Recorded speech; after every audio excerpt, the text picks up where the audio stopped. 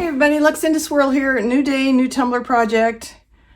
This has been kind of a weird day for me. It's been really high highs and then some kind of low lows. And I'd like to get back to a happier place than I am right now. So I just want to play. This won't be any, I don't know, fantastic new experimental thing I'm trying. It's just, I'm gonna have a play. I have a 20-ounce skinny straight here that I've painted black, and I am going to use the following things on it. From T-Rex, I have Infinity Teal from the Starlight Shimmer 12-pack, and from the Cool Earth Tones 12-pack, I have Monsoon. So 2 alcohol inks. Then from Woody's Goodies, I have Tahitian Mica, Hulk Smash Mica, and Mystic Forest Mica. From Wholesale Supplies Plus, I have Crafter's Choice Super Sparkle Rose Gold Mica. And from Glitter Chimp, I have, I think it's Wintergreen. This is an ultrafine color shifting glitter of theirs in one of my dry spray pump things. I'm going to use the Tumblers coating epoxy. I'm going to mix up about 40 milliliters,